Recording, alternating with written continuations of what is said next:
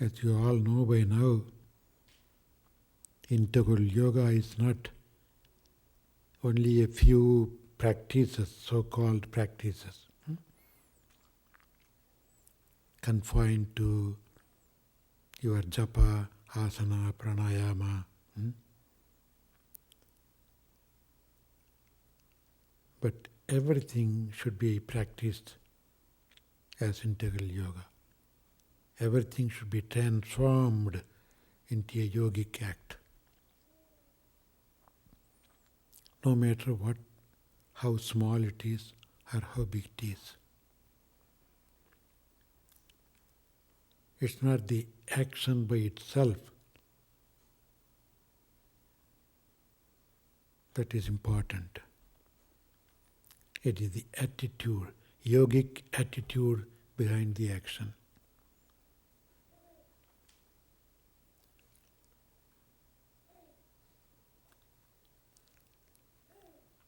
In Bhagavad Gita, there is a saying, Yogaha Karmasu Kaushalam. Yoga means perfection in action. Whatever you do, and we all constantly do something. Nobody ever stops doing.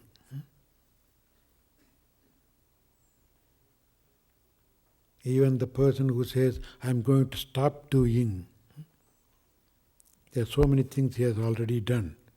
I am going to stop, and then the doing. So, we constantly perform actions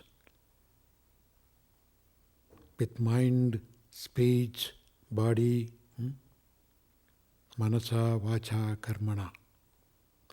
It's called trikaranam.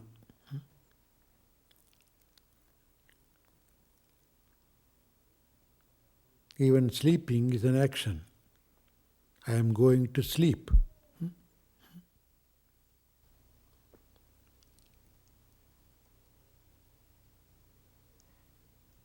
So there should be perfection in all these actions.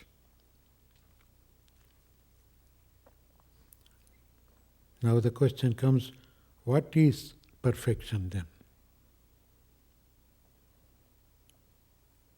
Which one or what kind of attitude behind this action will make it a perfect act?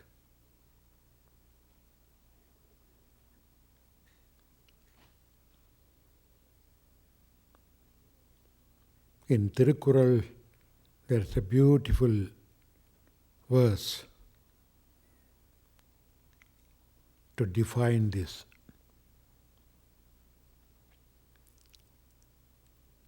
It's in Tamil language.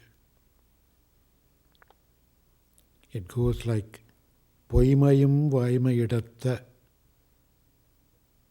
purai thirnda nanmai payakkumenin. Which means even a lie is to be taken as honest. You tell a lie and it becomes a honest act. When Puraithirnda nanme payakkumein, if that lie doesn't harm anybody,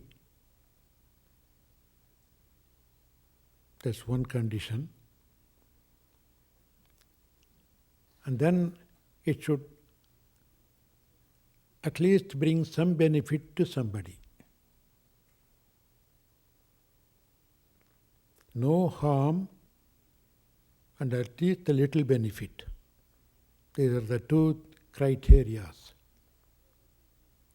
Whatever you do,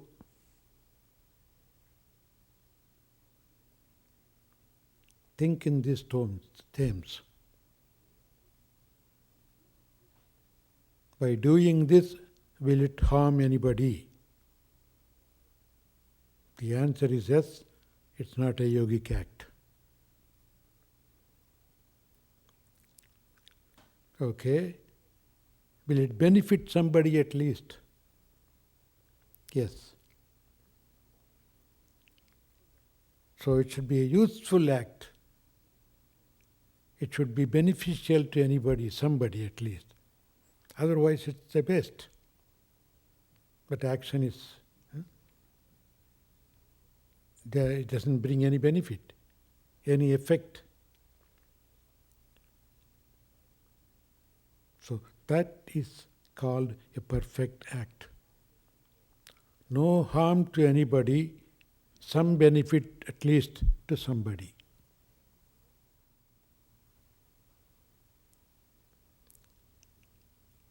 That is integral yoga.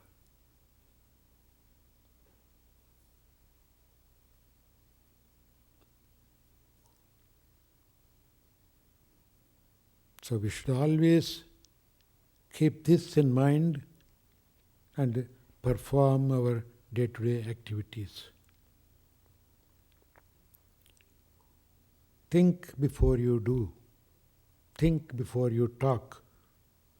Think before you think. Yeah.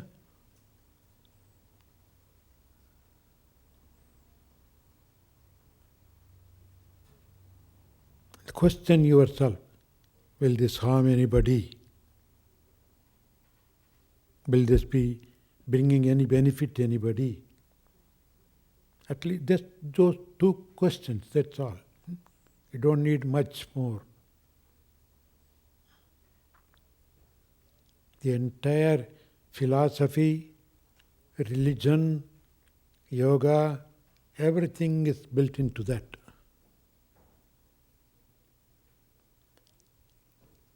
If your life is based on this principle, you are a yogi, you are a saint, you are a prophet, you are a sage, you are a philosopher.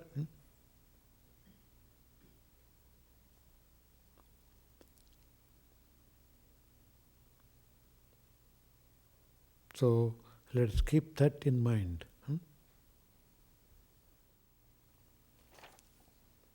Now that's it. It's a sheet. Is there a connection between the lack of social equality and the karma doctrine?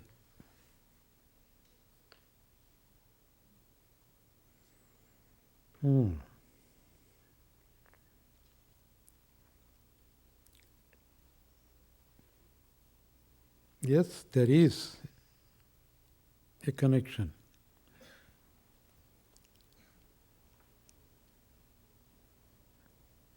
People experience differently their lives. People are in different levels. Some are born in palaces, some are born in huts, some are born handicapped, some in good health, some are born with intelligence in the very beginning itself, child prodigy we say. Some haven't acquired anything even at the age of 80, 90.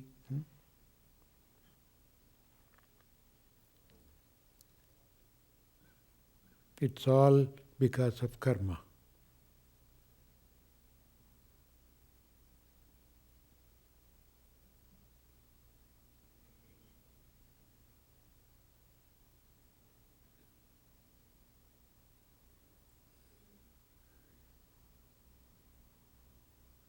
I think again Tirukkural comes handy. He gives an idea of what karma is. You don't have to go and search for the different results of karmas.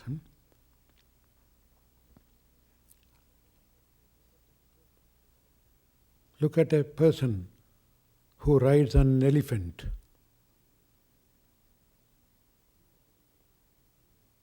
And the one who leads the elephant caretaker.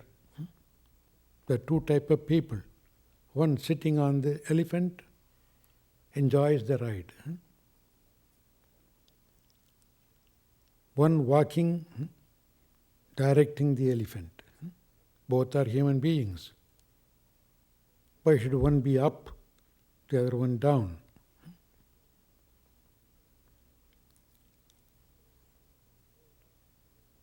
Or I would say the horse and the rider.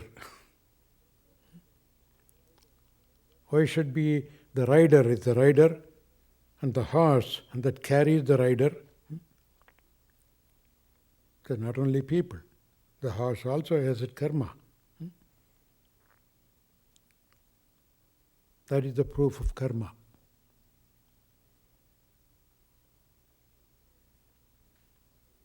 Then probably following this, there will be a next question.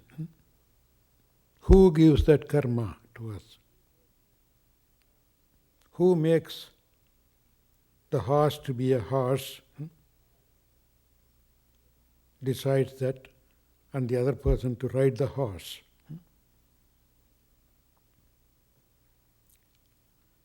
Nobody else. You are responsible for your karma. The horse is responsible for the horse karma. It's not that somebody, in India we say that the Brahma Libi, the Creator, writes the karma on our head.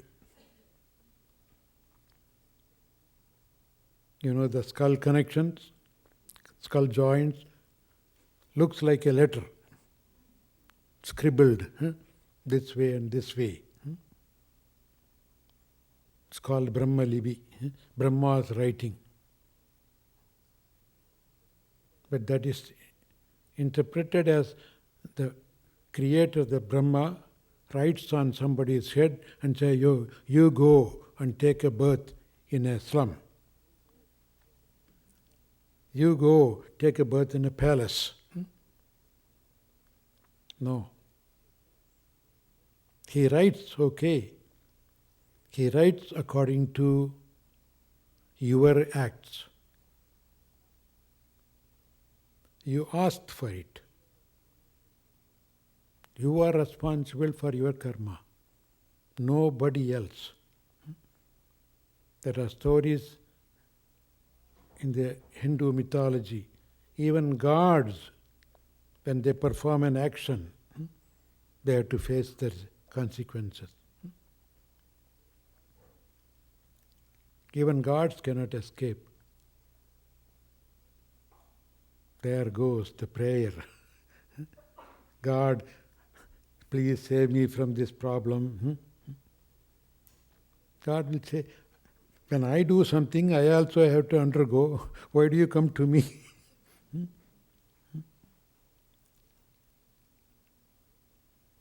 Then, is it wrong to pray? One answer leads to another question.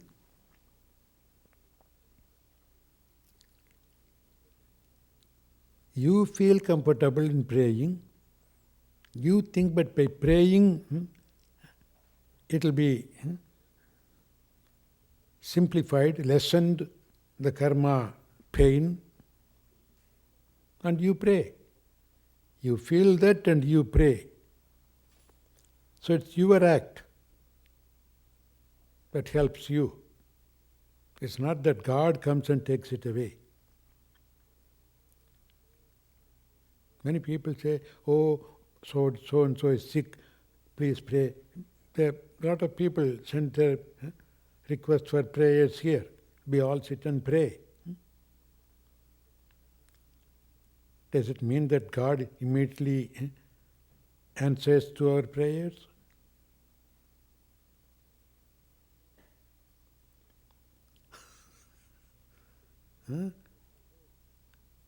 The person who suffers, is he not a child of God?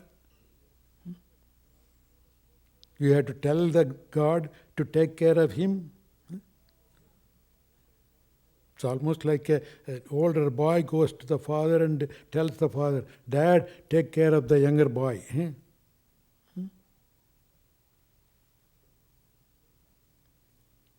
It's not so. But you are comfortable. You feel comfortable that I prayed. You are expressing your compassion. That doesn't mean God immediately has to answer you. God knows what to do. It is. God is. I can give a lot of examples. Electricity. Can you say electricity? Why are you giving only light? Or music? Or movement? I'm not giving anything. I am. That's all. I'm not doing anything. You connect a gadget, you get the benefit. You plug your lamp, you get the light. Does it mean that I am giving you light? No. You plug the fingers, you get shock. Am I giving you a shock? No, I'm not interested in giving light or shock. Depends upon how you approach me. So I am there as a neutral person.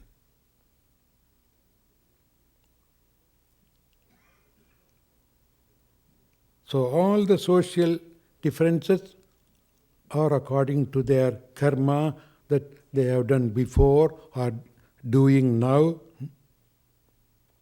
past and present. You wanted it, you got it. And we have the capacity to change.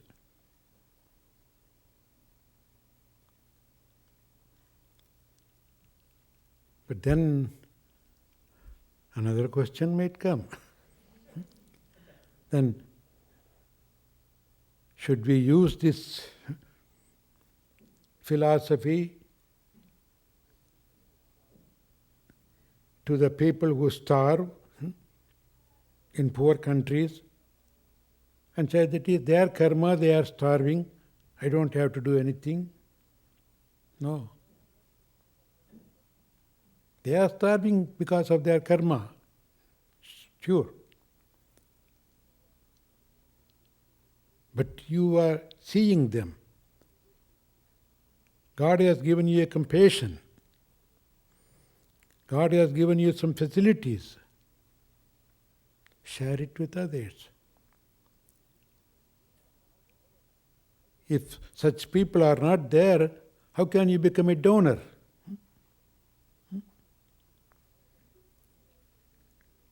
It's not that they have to thank you, you have to thank them for making you a donor. If the receiver is not there, how can there be a giver? So, by giving, you perform a karma. Even with all that, their karma is not going to allow them to receive your giving. They may not even receive. Not that you gave and they should receive it. Not necessarily. This reminds me of a story. Once upon a time, Mr. and Mrs. Shiva, you mean the Lord Shiva, it's an Indian story, it happened in India. They were just going for a ride in their white bull plane.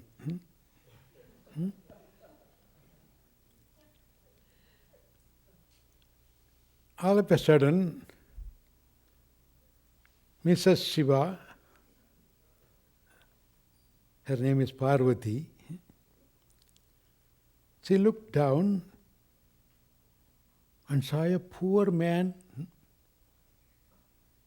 weak person, tottering, slowly walking on the road, and crying, Amma, Appa, Amma, Appa. That means in Tamil, mother, father, calling God, God and Goddess.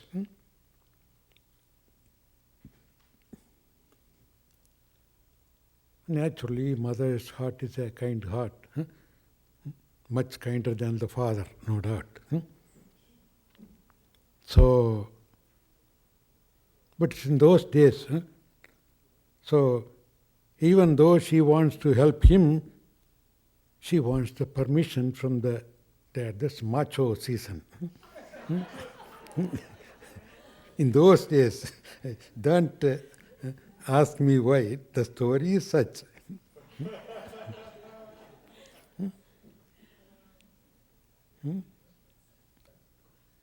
So she looked at him and looked at Mr. Shiva and honey, the poor man seemed to be suffering, starving, weak. Can we help him? And he looked at it. You don't have to ask me. It's nice for asking, it's all right. But you are in charge of the money, grains, Anna Lakshmi, Darya Lakshmi, Danya Lakshmi. You are in possession of everything. I am simply a mendicant like. You are in charge of it. You can give anything you want. But thanks, nice for asking me. I like that idea. But you can do it yourself.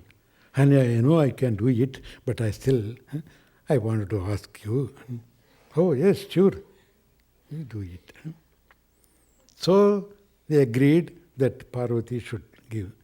So what can I give him?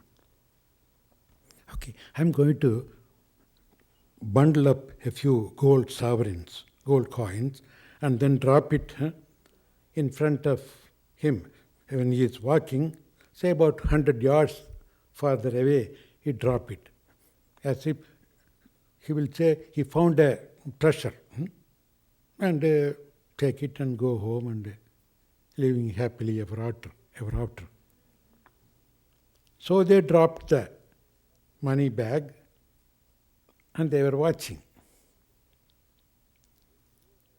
All of a sudden, this poor fellow, instead of calling Amma, Appa, a thought came in. But you see, there are much more poor people than me. Not only poor, they are blind people also. At least God has given me eyes. The blind people will be suffering more. Oh, I want to experience that also. So he picked up a stick somewhere on the road, closed his eyes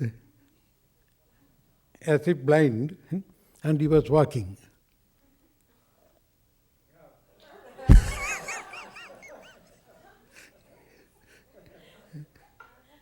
About 150 yards he walked, and then, see, at least I'm having my eyes, I'm not blind, thank God for that. And he walked. What happened to the bundle? It was left behind. Shiva looked at Parvati. I understand this. we cannot even help him. He has to experience and purge out his own karma. So even if we help, he should deserve to accept it. He doesn't deserve that. I understand that now. That is karma theory, my honey. It actually happened. That is what. So don't assume that whatever, when you want to help somebody, they have to receive your help. No. They should have the karma to receive your help. But that should not stop you from going and helping. You did your part.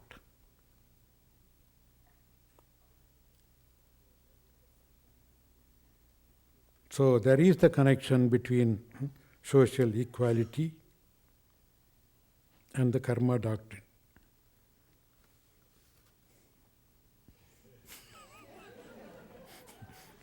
I'm watching my karma.